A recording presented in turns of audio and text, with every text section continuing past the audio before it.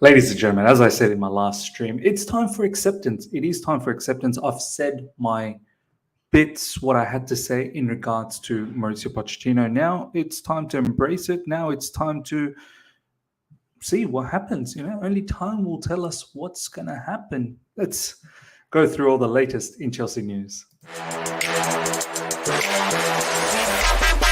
All right. Here we go, back again on the other side of the coin.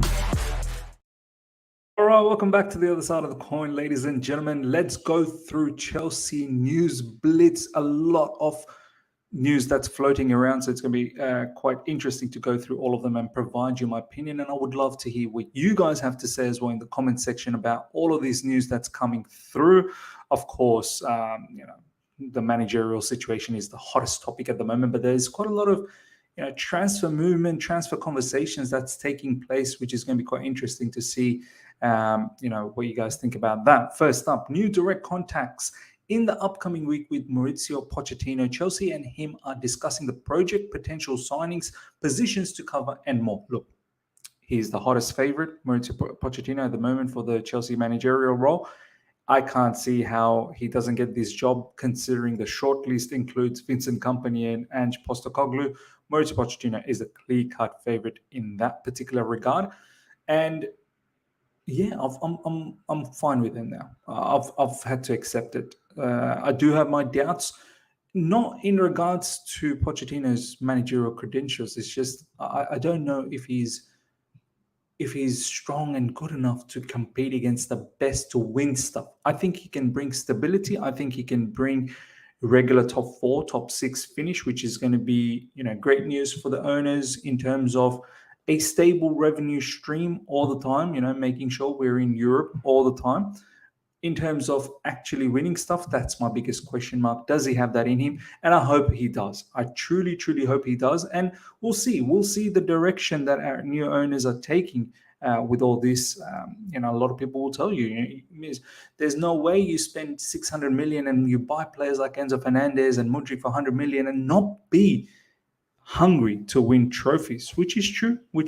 But at the same time, the caliber of managers that we've been linked with in this particular season and the ones that we've brought in as well, it doesn't really scream out to me that we're really going out there to win stuff. So we'll see. I'm open for surprises. I'm willing to be proven wrong, because so far, let's be honest, the managerial situation hasn't been great. But as I said, I'm embracing this situation now. I am looking forward to it. One thing we can say, hopefully, with Pochettino's track record of developing young players, we've got a lot of young players. We've got a lot of up-and-coming superstars. Let's see what Pochettino can do with them. And it would be brilliant to see them ball out and actually, do well and become a stronghold for Chelsea Football Club. And potentially, they can push and compete for the biggest honors out there. They do have long contracts with Chelsea Football Club. So let's see what happens. Further on, it goes on to say, this particular tweet, some people in Chelsea board really appreciate Pochettino, and next week is going to be crucial as Chelsea want to make a decision ASAP. For me, I can't see how Vincent Kompany and Postecoglu gets this role, because that is the short list. Pochettino, Kompany, Postecoglu. Like, Kompany and Postecoglu is a joke thing that they're even in the short list. I think just the focus should be on for Pochettino, and I'd be very surprised if this name now collapses, in all honesty. There is acknowledgement in the Chelsea squad for Mauricio Pochettino's coaching skills, together with his reputation for being a good man manager and motivator.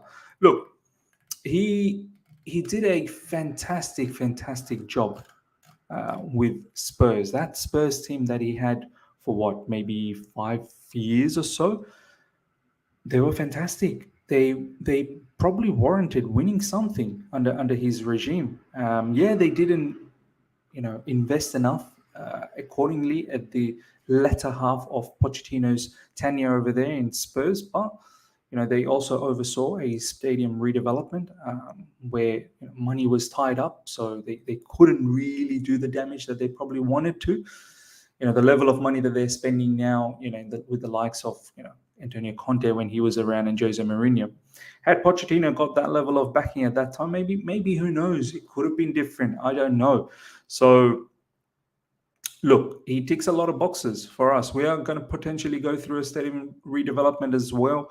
We have a lot of young players, and we do need some stability. We cannot have these topsy-turvy seasons where now potentially we could be 13th, 14th. Sometimes we can, even end up winning the last time around with Antonio Conte, where we had an abysmal season the season before, and then Conte came in and won it. So we don't want this topsy-turvy situation. We want some sort of stability, but at the same time, then attack for the title as well.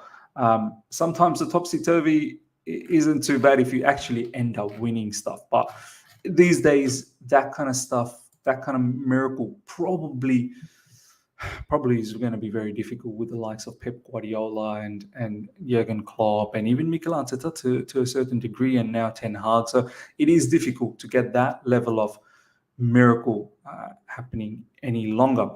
The arrival of Mauricio Pochettino would not be good news for all of the Chelsea players, though, as the 51-year-old would back plans for a clear-out to cut the current 31-man squad down in time for the start of pre-season. We're going to have to cut it. Like, there's no way Pochettino is coming in the pre-season with whatever it is, 34, 35 players. We need to cut it down. We have to cut it down. At least minimum 8 to 10 players need to probably go.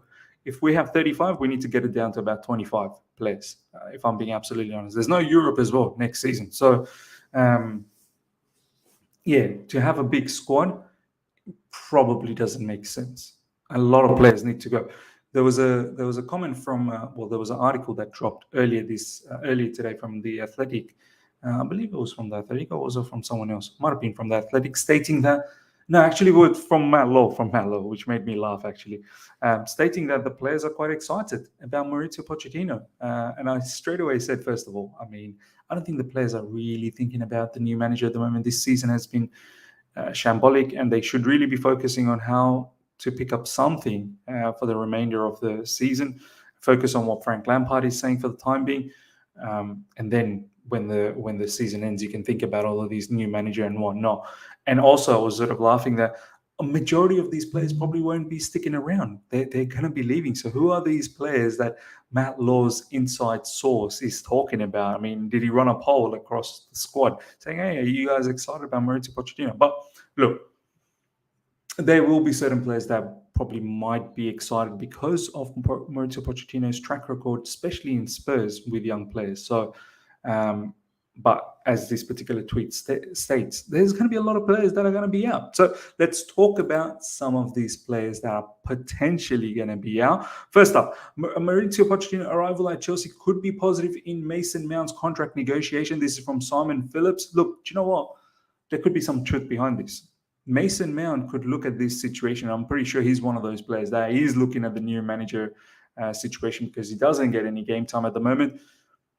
And there is a lot of interest for him across the Premier League. There's Liverpool, which is the hottest favorite. There is Newcastle's name was floating around. Man United's name's floating around. Apparently Man City's name is being floating around as well. With Chelsea, I think there is a contract available for Mason Mount. I think we've all mentioned that quite a few times, but it just doesn't meet his requirements at the moment in terms of not just how much, but the structure of it, image rights, bonus rights, this, that, the other, right? But someone like Pochettino, if he turns around and says to the hierarchy, to the board, and to the owners that, hey, I do want to have someone like Mason Mount to be part of this team, symbolizes Chelsea. He does. Mason Mount symbolizes Chelsea. And you never know. He could stick around. He could find a new win. And I've always maintained, I think Mason Mount, the heart is in the right place. He really is. He's Chelsea through and through. There's no doubts about that. We've seen how good he can be. That one particular season under Thomas Tuchel, the season when we won the Champions League, sensational. If he can just concentrate on working on little bits and pieces that he really needs to focus on, more, vision through midfield, the passing ability, a little bit more, not just the pressing side, but defensively well-rounded off the ball. being part of the build-up, the one-touch play. If he's just fine-tunes that, he's someone who can predominantly finish up front. Yes, he does need to work on that as well. Sometimes he misses crazy opportunities. But at Chelsea Football Club, almost everyone misses that. So, look, I'm open for this, and I've always been open for this. Whether he makes it as a first-team starter, we'll see. We'll see if Pochettino really, really rates him that highly to start him. If he does sign the contract extension, that is to be seen. But I am not too perturbed about this situation. I'm open for Mauricio Pochettino making Mason Mount a priority. Let me know your thoughts on that. I don't know where this particular rumor came around. This is from Fabrizio Romano. Rumors of Rhys James and Barca. He's untouchable. I think there was one Barcelona account, I don't know whether it was managing Barca or something like that, stated that maybe Barca could be interested with Rhys James. Barca could not be even interested in, I don't think they have enough money to buy like groceries, if I'm being absolutely honest, like let alone buying players. They're now going for Messi. Do you know what I mean? Like, they've got to get rid of a lot of players. Like, I don't know how this rumor materializes. There's no way they can finance Rhys James, who's on like 7-year contract with us. How much they can't pay this. They simply cannot pay this. And I don't think Rhys James will be looking to leave right now. There is somewhat of an exciting moment. New manager coming in. We'll see what happens next season. We'll see if the project can really kickstart and actually go the right direction, that the owners have the right intention, have always had the right intention for the project. It's just their execution has been poor. They've spent money, they've had the right intention. I think we cannot deny their intention. It's just they're learning on the job. They've not been executing well enough. But if Chelsea's misfortune continues, you could potentially see players like Rhys James down the track go, hey, question marks over Chelsea. And they could potentially want to leave. But right now, I don't see any of this. This isn't true one bit. And I don't know why Fabrizio Romano is tweeting that. Romelu Lukaku. Lukaku, after scoring a brace, he scored 2 today and assisted 1. Inter Milan won 3-0 against Empoli. And these rumors of him potentially coming back to Chelsea Football Club is floating around again. Let's have a look at what he had to say. Future, ? I have to be careful on what he says. Pay attention. I want to focus on Inter and give my best for this club game after game. I'm always doing my best for Inter and I like the fans. The relationship is great. Look, Inter Milan, it's well documented that they don't have the money. They could do another loan just the way that we've done this season. But even that would be a bit of a stretch. Once again, Romelu Lukaku will have to agree to take a pay cut. We've done well. We've been able to not pay his loan salary all throughout. Inter Milan's taking cover of that, but Inter Milan's taking cover of 50% of it. The other 50%, Romelu Lukaku is actually he's let go of that because Chelsea has said, no, like we're not doing this. But can Inter continue with this? Can they take him on a loan for another season? Financially, they're quite strapped up, and there's been rumors that they don't want him. They probably want him to go back to Chelsea Football Club. So now all of this stuff is coming out, and some fans are getting excited. Some fans are obviously not keen at all. Me personally, look, I don't think his heart is in the right place to come back to Chelsea. I don't think he wants to come back to Chelsea. Would it be a surprise if he does come back and gets convinced by Pochettino? Could. It may happen. But I don't want a particular player that doesn't actually want to be here. I don't need any convincing. Your heart needs to be in the right place. And I think he doesn't really want to be here. So look, yes, he's hitting form at the right stage, but hopefully the form translates to Inter Milan doing another loan deal if they can't purchase him. Because look, we paid a lot of money for Romelu Lukaku, and we can't afford to make a loss. I think as per his contract and the amortization that has happened over the 2 years, he's still got another 3 more years to go. I think we need to get somewhere roughly around 50 to 60 million for him to break even in our books. And I don't know if that's actually going to happen. It's going to be viable from any clubs out there, especially the Italian clubs out there will not be able to fork out that level of money. Romelu Lukaku with 2 goals and 1 assist for Inter Milan against Empoli today. Fantastic news. It'll be interesting to see if Romelu Lukaku features against AC Milan in the Champions League. That's going to be a blockbuster. Apparently, he's already lined up to play against Juventus in Coppa Italia. So that will be good to see after the craziness that has happened recently, the racism around and whatnot. Atletico Madrid value Romelu Lukaku at 40 million euros, and the Spanish side are keen on the Belgian. Chelsea could use Romelu Lukaku in part of cash plus player exchange for signing 80 million rated attacker João Felix. This is something we've talked about. That one particular club that Romelu Lukaku could find himself at is Atletico Madrid. Now, Atletico Madrid has Alvaro Morata. They have Memphis Depay. Yes, Lukaku is a different type of a player. Can Diego Simeone work with a particular player like Romelu Lukaku? Is he going to press? He's not going to press. Like Diego Simeone, he wants dogs over there. They run around. They work very hard off the ball, and I'm not really sure Romelu Lukaku is up for that. But this could be a thing if we are keen to keep João Felix, and as per our owners apparently still excited to keep him, this could be a thing where we could do a player exchange plus cash. But 40 million for Romelu Lukaku, I don't know. I mean, we need to increase that to at least 50 million. By the way, it's euros as well, so it's less than pounds. Look, right now, I don't want to think too much about João Felix. Honestly, he hasn't shown enough as yet. Yeah, from the attacking quality sense, you can see the skills there. You can see what he does to our attack, but the finishing again, man, this is a bit of an issue.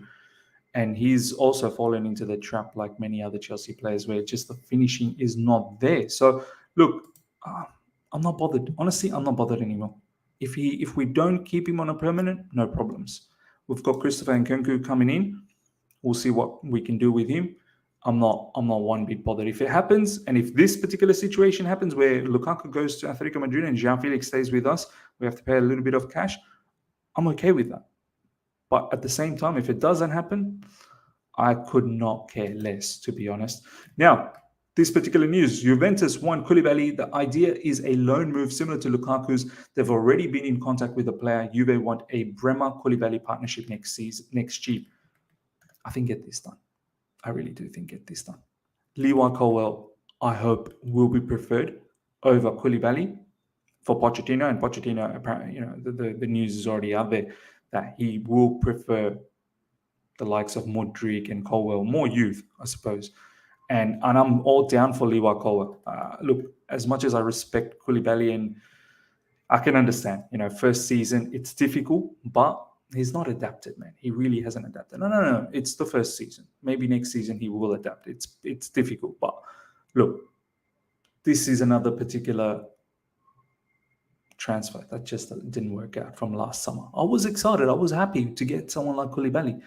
But as the season panned out, it just looks like a bit of a mismatch. And with the likes of Levi Colwill in the wings and also Buddy Shield as well there, this is surplus to requirements for me. So if we can get a loan deal, much like the Lukaku one, because don't forget, Coolie Bellion's on some big wages at Chelsea Football Club. So this is a particular situation where we may have to pay some of his fees and then Juventus pays the other bits and he goes back to Italy and where he was doing really well and hopefully he can find some of his form back. And for Juventus, I think that'd be fantastic. Bremer and Coolie Bellion partnership, why not? So for me, I'm happy for that. I'm happy for that to be an A-OK transfer. Juventus remain interested in Chelsea's defender Kalidou Koulibaly, and Massimiliano Allegri has already made initial contact with ex-Napoli centre-back. There you go. Hopefully there is something brewing there. And last but not least, ladies and gentlemen, Barcelona would be very happy to bring Pierre-Emerick Aubameyang back. He's the favourite as the backup striker to Lewandowski. It will only happen if financial fair play allows. This from Fabrizio Romano, another one of those particular player that I don't know if we really thought this out. If we were always going to sack Thomas Tuchel, then why did we get this particular player for him? Because it looks like this player was tailor-made only for Thomas Tuchel. And we literally sacked Thomas Tuchel after Aubameyang only playing 56 minutes of football under him. And then since then, he's had some bits and pieces. There was some good form in between for a short period of time. And then after that, he got abolished. He got abolished by Graham Potter. And I don't even think it was Graham Potter's decision. I think it was the board's decision, the owner's decision. And now he's nowhere to be seen. He's seen more in Barcelona's dugout as opposed to Chelsea's dugout, celebrating with them. So look, he needs to move. He needs to move. There is no spot for Aubameyang next season. So another player. I think Barcelona could probably get this particular player for maybe 5-6 million. I think we got him for about 20 million odd on a 2-year contract. Maybe Barcelona, if they can fork out close to 10 million, they could potentially have a deal here. So yeah, but he doesn't have a future at Chelsea Football Club. Ladies and gentlemen, let me know what you thought about all of these bits and pieces of news that's been floating around. Pochettino, how you feel about that? Could you see any of these players that we've talked about on this particular video that could work for Pochettino? Or do you think those players need to go? Mason Mount, Pochettino, what do you think about that? In the comment section, let me know. Hope you guys have enjoyed this. Smash the like button. If you're here for the first time, subscribe, hit the bell notification to stay in touch with all my content. Till next time, see ya.